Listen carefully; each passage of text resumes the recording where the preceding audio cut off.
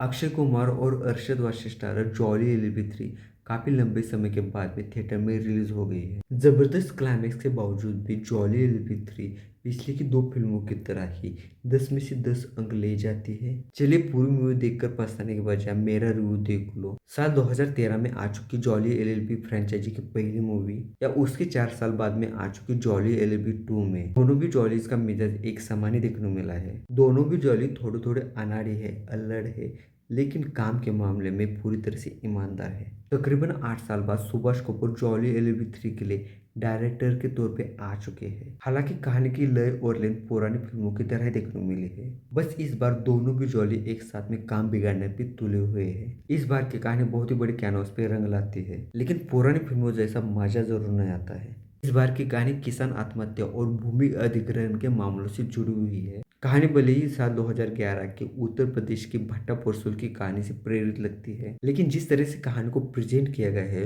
वो पूरी तरह से काल्पनिक है। परसोल गांव में उद्योगपति हरिभाऊ खेतान उनके dream project Bikaner to Boston के लिए किसानों से जमीन जबरदस्ती से ले रहे होते हैं। ऐसे में राजाराम सोलंकी अपनी पुश्तैनी जमीन को बेचने से इनकार कर देता है, लेकिन बैंक से लिए कर्जे में 1 रुपया भी वापस न करने के कारण तहसीलदार हरिभाऊ खेतान को कर्जे की मुद्दल की रकम में वो जमीन दे देते हैं। इससे नाराज और परेशान राजाराम अपनी जान दे देता है, लेकिन कुछ सालों बाद ही से लेकिन राजाराम की पत्नी जानकी दिल्ली हाईकोर्ट में ये मामला जरूर उठाती है। केस की शुरुआत में अक्षय कुमार वाला जॉली जानकी के खिलाफ जरूर लड़ता है, वहीं भी जानकी की तरफ से अरशद वाला जॉली खड़ा रहता है। लेकिन जब घटना बहुत ही वर्स्ट कंडीशन में जाती है तो दोनों भी जॉली जानकी के साथ में इस केस में आखिर तक लड़ते रहते हैं। वहीं पे खेतान की तरफ से हाई प्रोफाइल वकील विक्रम देखने को मिलता है, जिसकी बस विकास बुलेट ट्रेन की गति से हो यही एकमात्र इच्छा होती है। जॉली एलएलबी 3 के डायरेक्टर सुभाष कपूर अपने वही पुराने अंदाज में देखने को मिले हैं। फिल्म के फर्स्ट हाफ में दोनों भी जॉली के बीच की प्यार भरी नोकझोंक के ऊपर ही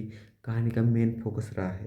साथ ही किसानों को मुद्दा भी जरूर देखने को मिलता है, लेकिन इस पूरे सिनारियो को और भी बेहतर बनाने की जरूर कोशिश होनी चाहिए। इस मूवी में सौरभ शुक्ला की जज की भी भूमिका अहम देखने को मिलती है।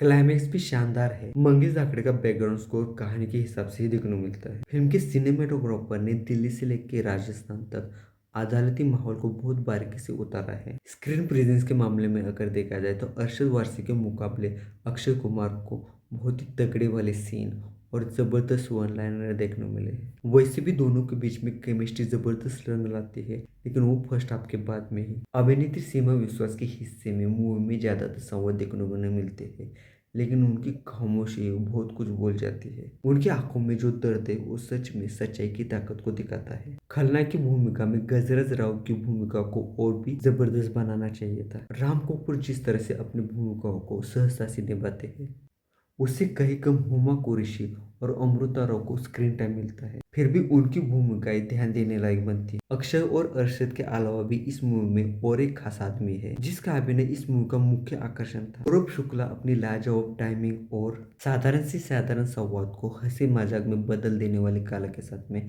हर एक फिल्म में छा जाते हैं। बाकी दोस्तों जॉली एलएलबी 3 बेहतरीन मूवी है, इसे आप थिएटर में ही जाके जरूर देखें। और मेरा ये पॉइंट ऑफ व्यू अच्छा लगे तो लाइक और मेरे चैनल को सब्सक्राइब जरूर कर देना।